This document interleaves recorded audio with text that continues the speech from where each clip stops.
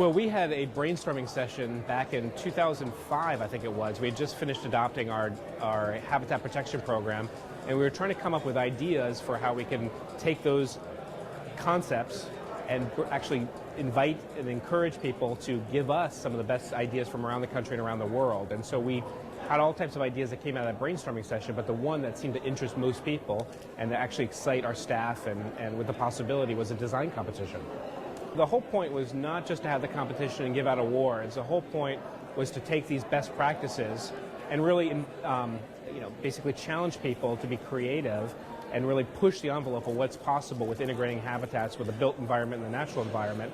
And so the whole point was to get the best ideas, to document them, and hopefully give them to people as tools that they could use, whether they're property owners, developers, or anybody else, or even policymakers, citizens, to encourage these kinds of practices in their own backyard.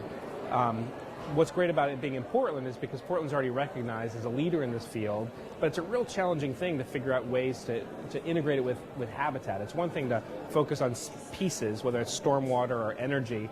It's another thing is to figure out how to make the human habitat work with the natural habitat of birds and fish and other wildlife. And that's what the point of this competition was. And I think it's great looking around the room at all the winners to see really how creative people really were to be able to come up with ideas to overcome that challenge. Well, the jury was a really interesting mixture of people from around the country.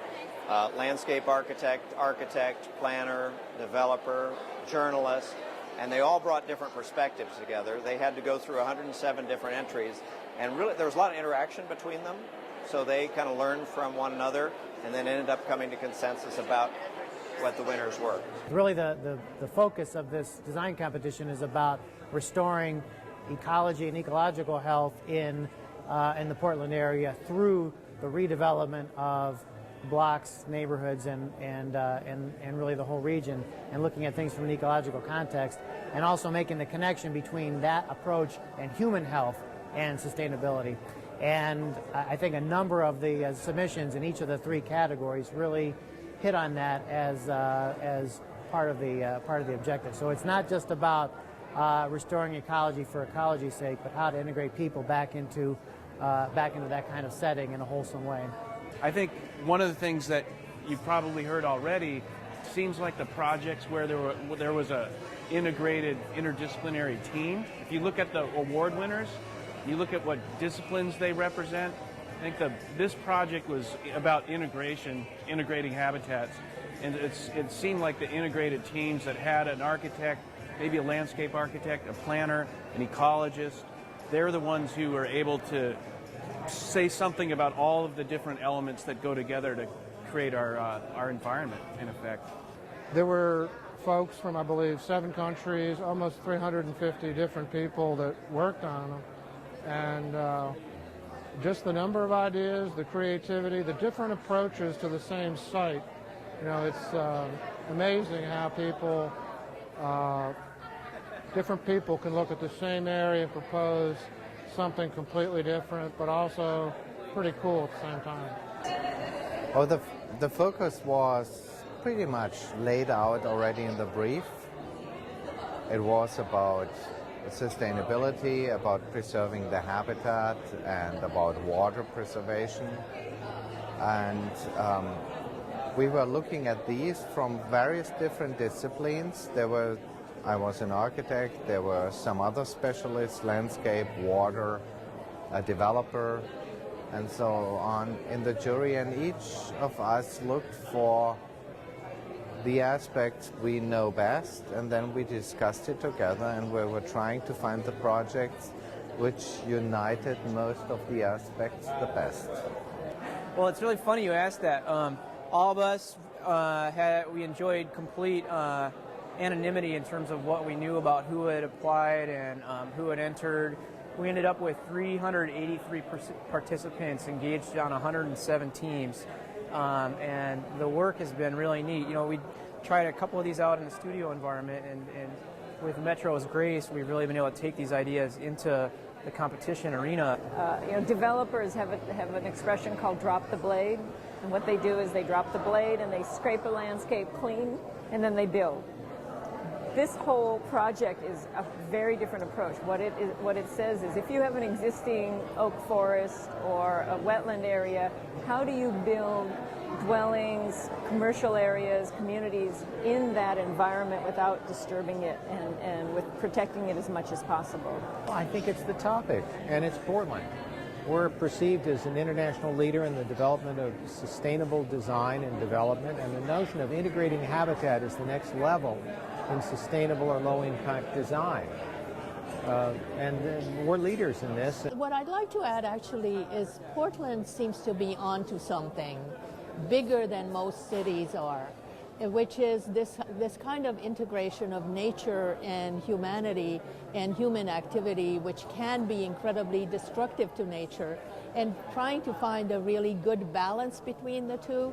And I think because you have some legislation in place, because you have some local action in place already, because you have some great universities and great discussion around these issues already publicly, I think you're way ahead of most American cities, and I'm very impressed. Well, I really think the time series work is what stands out to me. The jurists really paid a lot of attention to how the details of the plan that was presented grew over time, hopefully grew actually in vegetation, so how the trees grew, but also how the design aged and what different uses could happen over time as either cars went away or were minimized, or as additional people moved in and occupied additional units. So that time series piece, I think, was really key and really provocative and thought-provoking. Well, I'm halfway around the room, so I'm not quite finished, but there's a couple that are interesting. One is trying to design a big box store. So we associate big box store with a lot of things that aren't friendly to the earth or their habitat. But the approach that person took was to say, instead of having a big store and a big parking lot, we're going to have a little parking lot and we'll have the goods delivered to your home by low-impact vehicles. And I just thought that was substituting a service for a parking lot. I thought that's a very interesting idea and much more creative than just a different form of the building. So I like that. And then there's one right over here, Growing Together, that shows how an area can change over time and actually have more and more housing and more oak trees on the site. And that appeals to me because it seems kind of practical, and I couldn't help thinking, well, I might be willing to live there.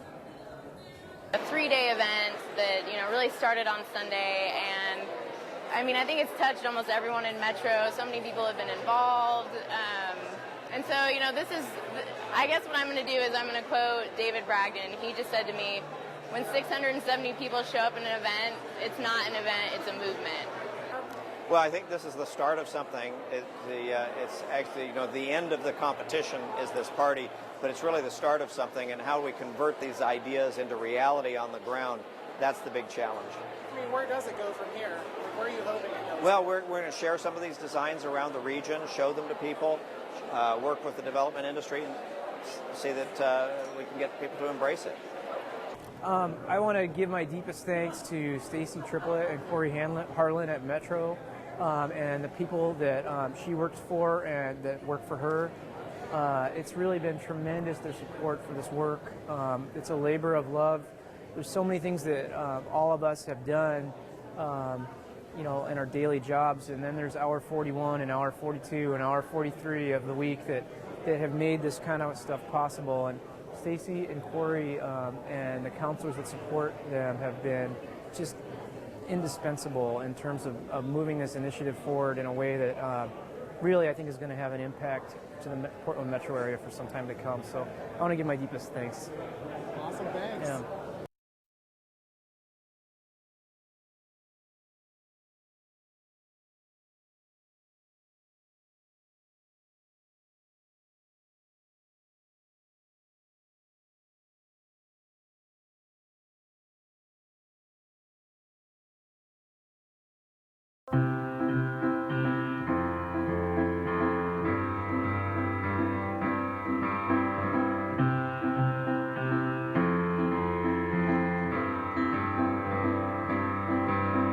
Stay out super late tonight, picking apples, making pies, put a little something in our